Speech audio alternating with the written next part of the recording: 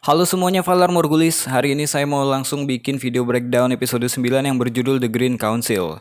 Seperti biasa saya akan ambil juga materi yang ada di novel biar kita bisa membandingkan perbedaannya dan juga info-info yang ada di novel diharapkan bisa menambal informasi yang gak ditampilkan di serial ini. Tentunya video ini akan mengandung spoiler untuk episode ke depan, jadi yuk langsung aja kita mulai. Deep condolences untuk King Viserys yang di episode ini udah meninggal dunia. Kabar ini pun disampaikan oleh Squire kecil kepada Talia dan Talia menyampaikan kabar ini kepada Alicent. Otto meminta hal ini dirahasiakan. Jenazah King Viserys kemudian diurus oleh Silent Sister dan dikafani dengan bagus, disaksikan oleh Queen Alicent sendiri. Kalau di novel beda kejadian. Kubu The Green merahasiakan hal ini lumayan lama karena untuk mempersiapkan Aegon menjadi raja. Hari berganti dan berganti, gak ada Septa ataupun Silent Sister yang dipanggil ke kamar di mana King Viserys terbaring, membengkak dan membusuk. Gak ada bel yang dibunyikan. Raven terbang tapi bukan ke Dragonstone melainkan ke Old Town, Casterly Rock, Riverrun, ke High Garden dan ke tujuan yang lain yang mereka pikir akan bersimpati dengan Queen Alicent dan anaknya. Di ending episode 8 kemarin kita ngelihat bahwa Talia adalah double agent. Selain menjadi pelayan pribadi untuk Alicent, dia juga bekerja sebagai mata-mata untuk Mysaria. Kabar King Viserys yang udah meninggal pun disampaikan Talia dengan sinyal cahaya pada Mysaria. Kayaknya ini cara yang cepat untuk mengirimkan sinyal secara rahasia. Cara yang sama yang dipakai sama Sansa di Game of Thrones di episode 10 season 5 ketika dia menyalakan lilin untuk meminta sinyal pertolongan. Karena itulah Mysaria jadi tahu, walaupun setelahnya Talia dikurung di penjara bawah tanah. Otto memang berencana dari dulu untuk menaikkan Aegon menjadi raja daripada Rhaenyra. Ketika mendengarkan kesaksian Alicent tentang pesan terakhir King Viserys, kabar itu tentunya membuat Otto lebih semangat dan yakin pada rencananya. Alicent sekarang udah satu frekuensi nih sama rencananya Otto. Dia percaya pada Alicent, karena Alicent memang orang yang terhormat dan menjunjung tinggi kejujuran.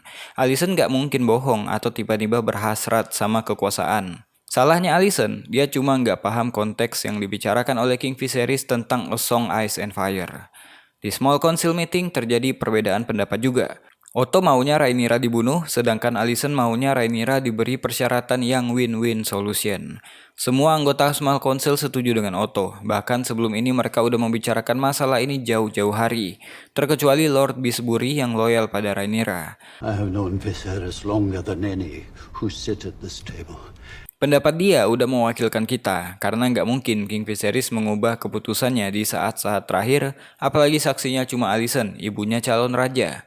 Siapapun nggak akan percaya kecuali mereka yang memang nggak mau Rhaenyra bertahta.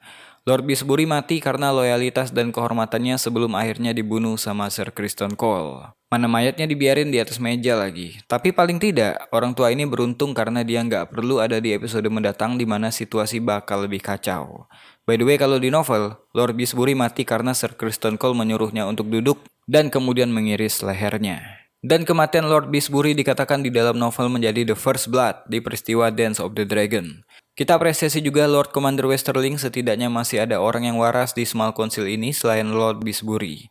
Ketika diperintahkan untuk membawa pasukannya ke Dragonstone dan membunuh Rhaenyra secara diam-diam dan cepat, Lord Commander Westerling menolak dengan kalimat yang pintar, bahwa dia bersumpah untuk melindungi raja.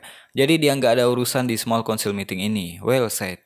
Kekhawatiran Otto, jika Rhaenyra dibiarin hidup, maka dia akan melakukan perlawanan. Tentu aja, apalagi ada Daemon sebagai suaminya. Pesaing yang hidup akan mengundang perang dan perang akan mendatangkan pertumpahan darah. Masalahnya sekarang ada pada Aegon yang berencana lari dari kewajibannya. Antara Otto dan Alicent berlomba-lomba menemukan Aegon lebih dulu. Otto mengurus Sir Eric dan Sir Arik, sedangkan Alicent mengutus Sir Criston Cole dan Aemon. Dalam misi pencarian yang singkat ini ternyata banyak info-info yang terkuak. Lewat Criston Cole dan Aemon misalnya, kita jadi tahu kalau kebiasaan Aegon yang sering main ke tempat pelacuran. Bahkan seorang wanita mengatakan bahwa Aegon gak pilih-pilih. Memang dari Aegon kecil pun dia udah punya kelainan. Kalian ingat kan, Aegon sempat nafsu ngeliat pelayan ketika di tempat latihan di episode 6. Dan tipikal anak kedua ternyata juga dialami oleh Aemon. Dia menganggap dirinya lah yang pantas jadi raja. Udah mulai mirip dengan Daemon kan? Tapi bedanya, Aegon II benar-benar nggak punya karakter seorang raja seperti King Viserys. Info yang didapat dari Sir Arik dan Sir Eric juga menunjukkan betapa bobroknya tingkah Aegon.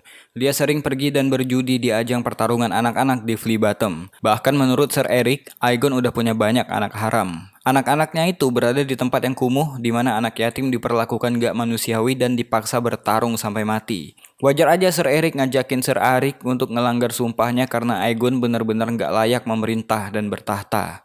Tapi Sir Arik gak mau melanggar sumpahnya sebagai Kingsguard. By the way, ini pertama kalinya kita diliatin Sir Arik dan Sir Eric di satu adegan. Mereka berdua memang diperankan oleh aktor kembar, berbeda dengan karakter Jason dan Tyrion Lannister yang diperanin sama satu orang. Sementara di Red Keep, Otto mengumpulkan para lord dan ladies di Great Hall untuk berlutut pada Aegon. Beberapa dari mereka yang gak mau merusak sumpah setia mereka pada Rhaenyra dibawa keluar dari sana. Sementara Lord Caswell memilih bermain aman dengan berpura-pura berlutut. Tapi setelahnya, dia buru-buru pergi untuk memperingatkan Rhaenyra kabar ini. Tentunya karena Larys, upaya itu digagalkan. Lord Caswell memang loyal pada Rhaenyra. Dia juga yang menyambut Rhaenyra ketika kembali ke King's Landing di episode kemarin. Mysaria masih ikut bermain dengan para bangsawan di King's Landing. Setelah bekerja dengan Otto sebagai The White Worm, sekarang dia bertemu face to face dengan Otto. Mysaria meminta imbalan pada Otto untuk memberitahu lokasi Aegon berada. Mysaria meminta pada Otto untuk menghentikan pertarungan anak-anak di Flea Bottom karena pihak otoritas yang harusnya menjaga malah disuap untuk membiarkan itu terjadi. Otto pun berjanji akan mengatasi hal itu. Tentu aja, Mysaria percaya karena Otto adalah the hand of the king. Ketika Sir Arik dan Sir Eric mendapatkan Aegon, mereka dicegat sama Sir Criston dan Aemon. Sir Criston berhasil mengalahkan Sir Arik. Sementara Sir Eric menarik diri dari keributan itu. Penting untuk menemukan Aegon karena itu bisa menjadi alat untuk menentukan arah kebijakan ke depan. Dengan mendapatkan Aegon, Alicent jadi bisa mengatur jalannya politik dan membatalkan rencana Otto untuk membunuh Rhaenyra. Alicent mau Rhaenyra diberikan persyaratan yang akan membuat Rhaenyra nggak malu untuk menerimanya. Setelah dari Otto, Alicent bertemu dengan Larys. Alicent dikasih tahu bahwa ada jaringan mata-mata di Red Keep, salah satunya adalah Talia, pelayan pribadinya.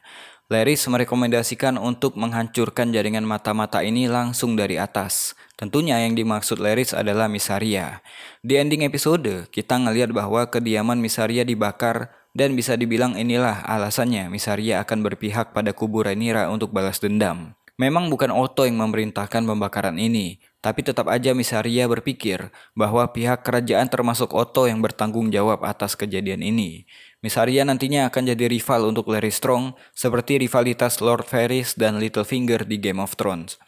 Mysaria juga masih punya peran yang krusial di masa depan. Well, kejadian menggelikan ini mungkin boleh kita bedah. Kita tentu semua tahu kalau Larys Strong the Breakbone punya food fetish dari adegan ini. Masuk akal sih. Ini adegan rancu nih. Tergantung kita nangkepnya gimana. Kalau dilihat, mungkin Larys sembunyi-sembunyi masturbasi ketika Alicent melepaskan sepatu dan kaos kakinya karena mungkin udah lelah pakai sepatu seharian. Tapi nyatanya, kalau saya lihat, Alicent tahu hal itu dan inilah reward atau harga yang harus dibayar oleh Alicent pada Larys untuk servisnya. Kalau kita ingat, Larys pernah bilang setelah dia membunuh Lionel dan Harwin Strong bahwa Alicent bisa memberikannya reward kapan-kapan. Dan gak ada yang gratis, inilah rewardnya. Coba lihat deh, Larys gak akan ngasih info selanjutnya sampai Alicent membuka sepatu dan kaos kakinya. Dan endingnya, Alicent mengizinkan Larys masturbasi dengan kakinya. Bisa dilihat muka yang gak nyaman dari Alicent ketika mendengarkan suara nafas dari Larys. Campuran antara jijik dan benci sama diri sendiri. Kayaknya Alicent udah melayani kelainan Larys Strong udah sejak lama. Bahkan dari episode 7, kita udah ngeliat muka gak nyaman dari Alicent ketika ngeliat Larys Strong. Saya heran juga kenapa serial ini kayak ngancurin moral Alicent yang udah terbangun kuat dari episode awal dengan ngasih adegan food fetish ini. Mungkin motifnya tentu aja, Alicent harus mencari cara sendiri dengan menggunakan informasi dari Larys supaya posisi politiknya selalu berada di atas angin. Di hari pelantikan Aegon, Alicent maunya rakyat menyaksikan penobatan itu. Alicent ngasih belati King Viserys ke Aegon. Belati yang terpatri ramalan Aegon the Conqueror di sana. Apakah nanti Aegon II akan mengetahui kebenaran tentang maksud dari King Viserys? Tentu saja tidak. Walaupun belati itu tertulis ramalan dari Aegon the Conqueror, tapi King Viserys nggak pernah memberitahukan hal itu pada orang lain selain Rhaenyra. Selain itu, Aegon II kayaknya nggak ngerti juga bahasa High Valyria karena menurut Aemon, selama ini Aemon lah yang belajar sejarah keluarganya dan Aegon nggak pernah melakukan itu. Setelah kepulangan Rhaenyra di episode kemarin, Rhaenys masih berada di Red Keep. Alicent berusaha untuk membujuk Rhaenys berada di sisinya, tapi Rhaenys seperti yang kita tahu adalah orang yang selalu memegang sumpah dan punya kehormatan, walaupun itu nggak menyenangkan dirinya. Tentu dia menolak untuk berlutut di depan Aegon. Alicent sebenarnya mau mencegah perang, karena dengan Rhaenys dan Meleys berada di kubu Rhaenyra, maka Rhaenyra akan punya banyak kekuatan untuk mencetus perang. Rhaenys tetap dikurung di kamarnya hingga di hari penobatan Aegon. Ser Erik menemukan waktu yang tepat untuk menyelamatkannya. Ser Erik gak tahan dengan pengkhianatan ini, karena itulah dia meninggalkan saudaranya di The Great Sept. Dalam perjalanan, mereka ngelihat Lord Caswell digantung. Tentunya ini merupakan sebuah warning untuk pendukung Rhaenyra, dan bisa jadi itu akan jadi nasib Rhaenys jika dia masih berada di King's Landing. Rhaenys nggak mau ninggalin naganya, tapi Ser Erik mengatakan bahwa di Dragon Pit nggak aman karena udah dijaga. Rhaenys terpisah dengan Ser Erik dan terbawa oleh rombongan yang digiring ke Dragon Pit tempat acara penobatan Aegon akan dilakukan. Digiring ke Dragon Pit membuat Rhaenys menyaksikan acara penobatan Aegon dan dimahkotai oleh Criston Cole. Aegon dimahkotai dengan mahkota Aegon the Conqueror dan juga memegang pedang Blackfyre supaya orang-orang mengingat kekuatan lama dari House Targaryen. Selebrasi ini nggak berlangsung lama karena ada monster di bawah lantai muncul ke atas. Itu adalah Rhaenys dan Meleys. Kejadian ini sebenarnya udah diramalin sama Helaena. Di episode kemarin ketika di adegan Last Supper bersama King Viserys, Helaena mengatakan hati-hati dengan monster di bawah lantai. Beware the beast beneath the boards. Kemudian di episode ini, ketika berbicara dengan Alicent, dia juga mengatakan hal yang sama, dan inilah jawabannya.